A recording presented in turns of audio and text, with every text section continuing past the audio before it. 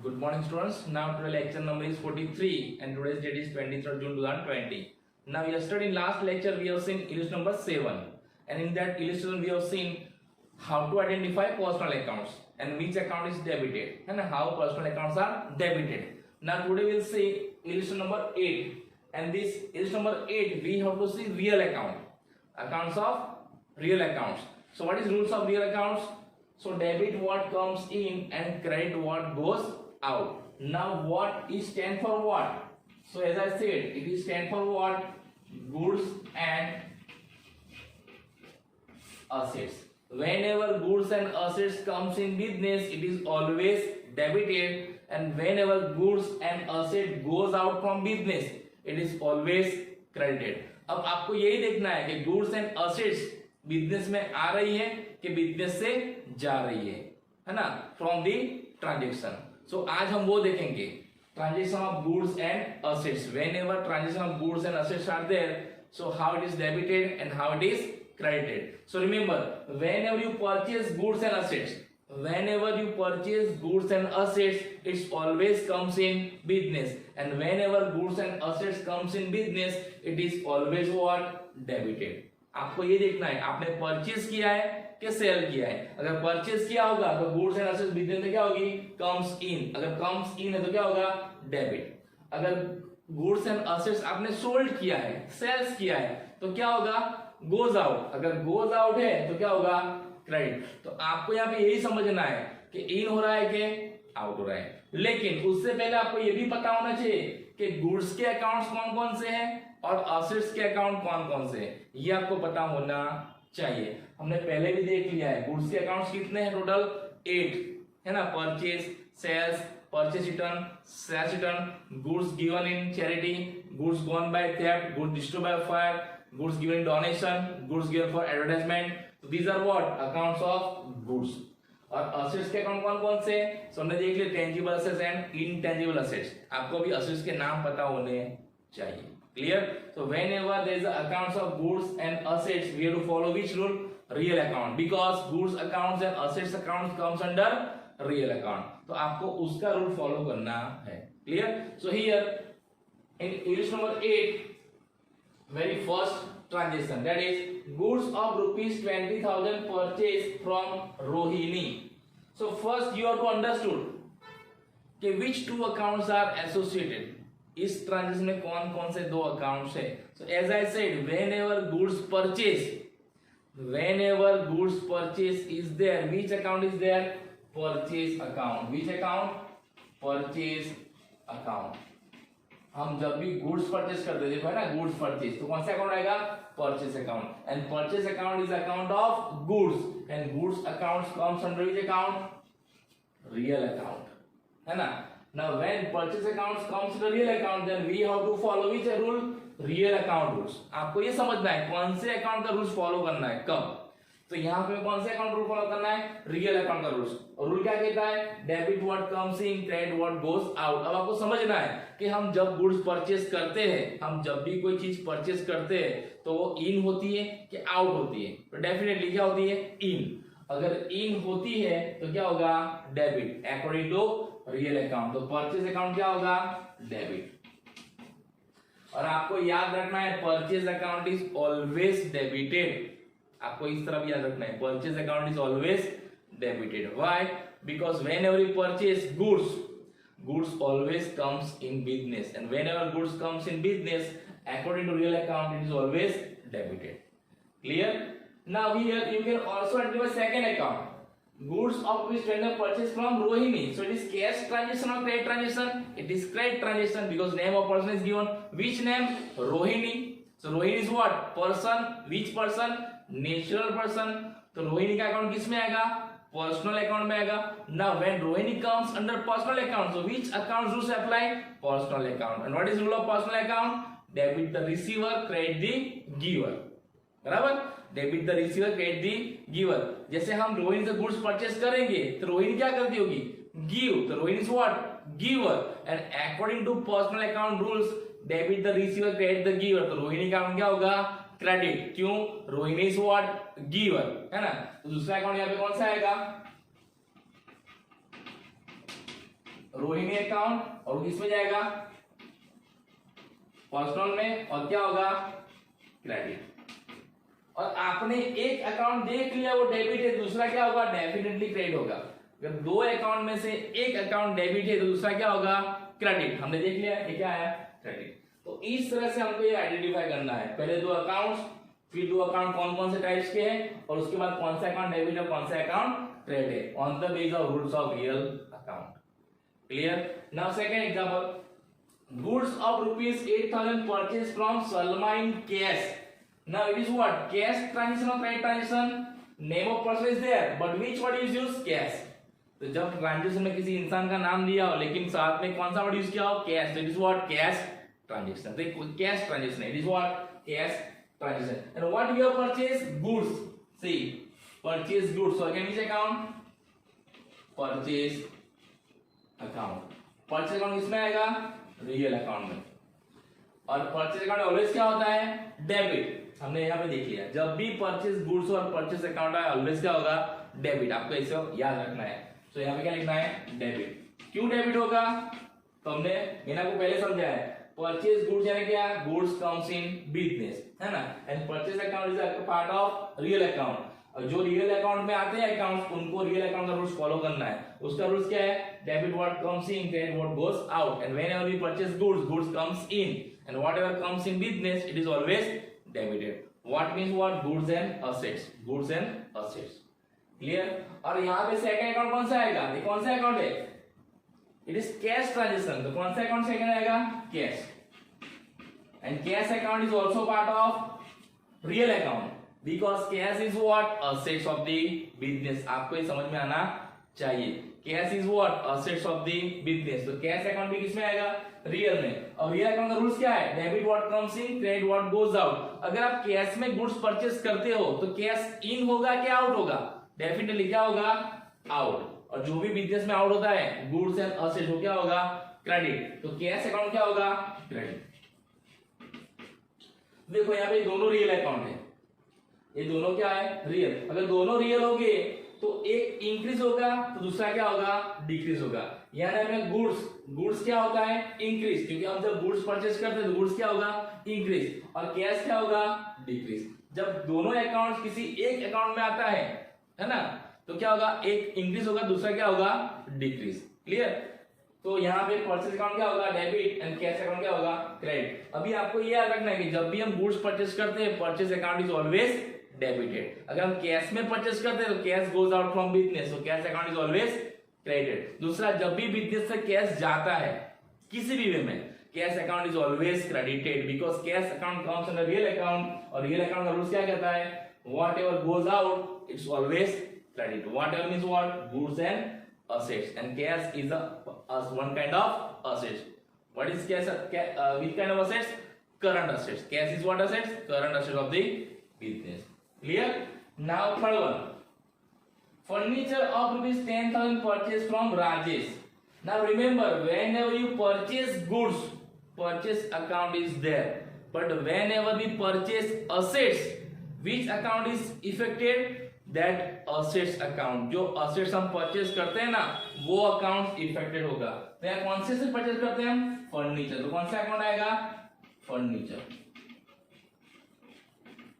याद आया। यहाँ पे मैंने क्या लिखा है, परचेज अकाउंट। क्यों परचेज, क्योंकि हमने दोनों में गुड्स परचेज किया। देखो, लेकिन जब हम असेट्स परचेज करते हैं तो परचेज अकाउंट नहीं आता है, क्या आता है, दैट असेट्स अकाउंट। जो असेट्स आप परचेज करते हो ना, वो अकाउंट आएगा। तो कौन सी असेट्स परचेज की हमने, फर्नीचर। अभी आपको पता होना चाहिए, furniture is what, assets of the business. Furniture, land, building, machines, vehicles, all these are what, assets of the business. और फर्नीचर अकाउंट किस में आएगा, रियल में आएगा, है ना। Furniture is what, assets. अब आप फर्नीचर परचेज करेंगे तो बिजनेस में फर्नीचर इन होगा क्या, out, in. And whenever goods and assets comes in, it is what, always debited. तो फर्नीचर अकाउंट क्या होगा, डेबिट। तो आपको याद रखना है, जब भी कोई आप असेट्स परचेज करते हो ना, that assets account is always debited. Why it is always debited, because assets accounts comes under real account, and according to real account rules, debit what comes in and credit what goes out. यानी goods and assets जब भी business में आते हैं तो क्या करना है, डेबिट, और जब भी जाते हैं क्या करना है, credit. Clear? Now here which is second account? Rajesh. Name of person is there, so it is what? Credit transaction. It is what? Credit transaction. तो राजेश अकाउंट आएगा, तो राजेश अकाउंट क्या होगा, क्रेडिट होगा। क्यों क्रेडिट होगा, देखते हैं। तो here second account is Rajesh account. Rajesh account comes under personal account. आपको भी समझ में आना चाहिए राजेश कौन है, पर्सन है। कौन सा पर्सन, नेचुरल पर्सन, तो किसमें जाएगा, पर्सनल अकाउंट। अगर राजेश अकाउंट पर्सनल अकाउंट का टाइप है तो उसको पर्सनल अकाउंट का रूल्स अप्लाई करना है। तो पर्सनल अकाउंट का रूल्स क्या है, debit the receiver, credit the giver. अगर आप राजेश से फर्नीचर परचेस करेंगे तो राजेश कौन होगा, गिवर, और गिवर का अकाउंट क्या होता है, according to personal account, credit. Rajesh account क्या होगा, credit, because Rajesh is giver, है ना। Rajesh is benefit giver to the business. Rajesh हमको क्या करता है, बेनिफिट गिव करता है। क्लियर? तो this what third number. Now fourth number, that is machine of rupees 20,000 purchase on cash. तो यहां भी मैंने परचेस किया है, लेकिन क्या परचेस किया है, मशीन। तो कौन सा अकाउंट आएगा, मशीन अकाउंट। और machine is what, assets of the business, तो क्या आएगा, रियल अकाउंट। और मैंने आपको ऊपर 3 में समझा दिया है कि जब भी हम असेट्स परचेस करते हैं वो किस में आता है, रियल में। और रियल अकाउंट के हिसाब से जब भी कुछ भी बिजनेस में इन होता है तो क्या होता है, डेबिट। तो मशीन अकाउंट क्या होगा, debit, because whenever we purchase machine, machine comes in business. अब मशीन कैसे परचेज किया हमने, ऑन कैश। तो सेकंड अकाउंट कौन सा आएगा, कैश। तो सेकंड अकाउंट कौन सा आएगा, कैश। कैश अकाउंट किस में जाएगा, real, because it is assets account, है ना। Cash account is what, assets account. आपको याद रखना है रियल अकाउंट। और रियल अकाउंट का रूल्स क्या कहता है, debit what comes in, credit what goes out. अब जब भी हम मशीन परचेस करेंगे कैश में, तो कैश इन होगा क्या, आउट, ऐसा जाएगा। तो क्या होगा, क्रेडिट। Okay okay. तो हमने जो पहले 4 ट्रांजेक्शन देखे ना, वो क्या है, परचेज के। देखो सब में क्या किया, purchase purchase purchase and purchase. पहले 2 परचेज गुड्स के ट्रांजेक्शन है और दूसरे 2 परचेज असेट्स के ट्रांजेक्शन है। उसमें एक ट्रांजेक्शन क्रेडिट है और दूसरा क्या है, कैश। एक ट्रांजेक्शन कौन सा है, क्रेडिट, अगर आप क्रेडिट में गुड्स परचेस करते हो तो। दूसरा आप कैश में गुड्स परचेस करते हो तो। तीसरा आप क्रेडिट में असेट्स परचेस करते हो तो। और फोर्थ वन आप कैश में असेट्स परचेस करते हो तब। अब इसमें इसके सिवा और कोई ट्रांजेक्शन आने वाले नहीं है। मैं क्या करूंगा, सिर्फ नाम चेंज करूंगा और अमाउंट चेंज करूंगा। For example goods of ₹30,000 purchase from Rohini है, सो Rohan. I will change only what, name and amount. Effect will remain same. तो आपको ये समझना है इफेक्ट क्या आ रही है। Here क्या लिखा है मैंने, goods of ₹8,000 purchased from Salma in cash. So instead of 8,000, I will make it what, 12,000. Salma, instead of Salma, I write down Salim. So what is changed, name and amount. Effect will remain always same. ये जो effect है ना, जो accounts की effect, debit credit, वो तो उस rules के हिसाब से सेम रहने वाली है। तो आपको रूल समझना है, आपको इफेक्ट समझनी है। क्लियर? और इसमें भी देखो असेट्स कौन सी है, फर्नीचर। यहाँ पे कौन सा है, मशीन। तो मैं यहाँ पे बिल्डिंग कर दूं, मैं यहाँ पे लैंड कर दूं, है ना, व्हीकल्स कर दूं, इन्वेस्टमेंट कर दूं, लेकिन इफेक्ट तो वही रहने वाला है। कौन सा, अगर परचेज किया है तो क्या होगा, डेबिट, अगर सेल्स किया तो क्या होगा, क्रेडिट। क्लियर? तो हमने पहले 4 ट्रांजेक्शन किसके देख लिए, परचेज के। कौन कौन से परचेज के, purchase goods in credit, purchase goods in cash, purchase assets in credit and purchase assets in cash. Now we will see transaction of sales. कि सेल्स होगा तो क्या होगा, तो आपको समझ में आना चाहिए कि परचेज किया तो क्या होगा, डेबिट, तो सेल्स करेंगे तो क्या होगा, credit. Okay okay. Now remaining 4 transactions, that is 5, 6, 7 and 8. Now these 4 transactions are transaction of sales. तो कैसे पता चला, तो यहाँ देखो कौन सा वर्ड है, सोल्ड, है ना। Sold means what, sales.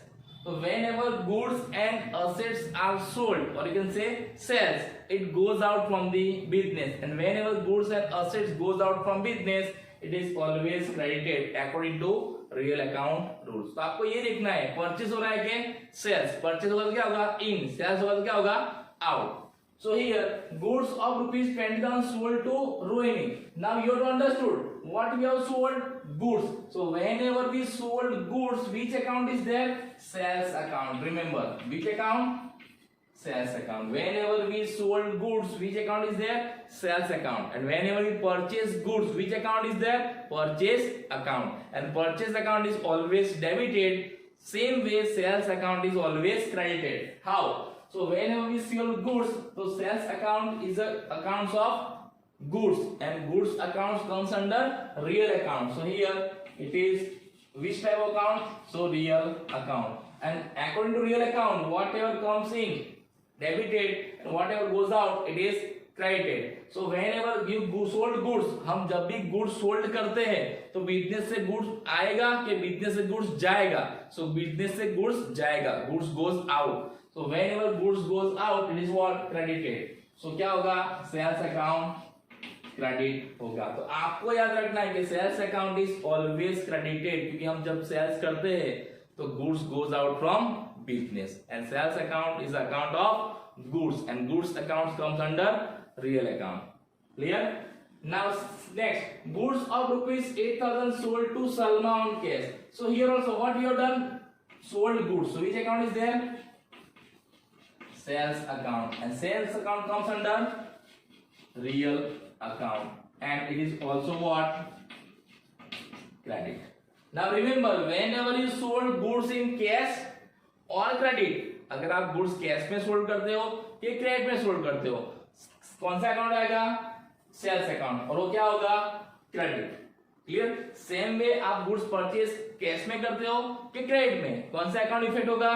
Purchase account, और वो क्या होगा? डेबिट होगा. क्लियर? हमें यहाँ पे गुड्स के अकाउंट से देखना है, हमें यहाँ क्या करना है? गुड्स के अकाउंट देखना है, गुड्स एंड असेट्स के. देन उसके बाद क्या है? Old furniture of rupees 10,000 sold to Rajesh. हमने क्या किया है? ओल्ड फर्नीचर क्या किया है? सोल्ड. अब जैसे मैंने बोला था, जब आप गुड्स सोल्ड करते हो ना तो ही सेल्स अकाउंट आता है, लेकिन जब हम असेट्स सोल्ड करते हैं तो कौन सा अकाउंट आएगा? जो असेट्स हम सोल्ड करेंगे वो अकाउंट आएगा. तो हमने कौन सी असेट सोल्ड की यहाँ पे? फर्नीचर. तो कौन सा अकाउंट आएगा? Furniture account. And furniture is what? One kind of assets, and assets account comes under which account? Real account. So here again real account. और real account के हिसाब से क्या होता है? Whenever assets goes out, it is always credited. तो हम जब फर्नीचर सोल्ड करेंगे तो assets क्या होगा? Furniture goes out from the business. तो क्या होगा? क्रेडिट. अभी आपको याद रखना है कि जब भी हम बिजनेस में assets सोल्ड करेंगे ना तो assets का अकाउंट क्या होगा? क्रेडिट होगा. क्लियर? आपको पता होना चाहिए कि कौन सी असेट्स होती है. ओके. उसके बाद क्या है? मशीन. मशीन क्या किया हमने? सोल्ड किया है, तो मशीन इज व्हाट? असेट्स. तो यहाँ पे कौन सा अकाउंट आएगा? Machine account. आपने जो असेट सोल्ड किया है वो कौन सा असेट सोल्ड किया है? मशीन. तो कौन सा अकाउंट आएगा? Machine. Machine account is the type of which account? So real account, है ना. Machine is what? असेट. तो किसमें जाएगा? Real account. तो आपको रियल अकाउंट का रूल्स फॉलो करना है. तो अगर हम मशीन सोल्ड करेंगे तो मशीन आएगा कि जाएगा? Machine will goes out. Machine क्या होगा?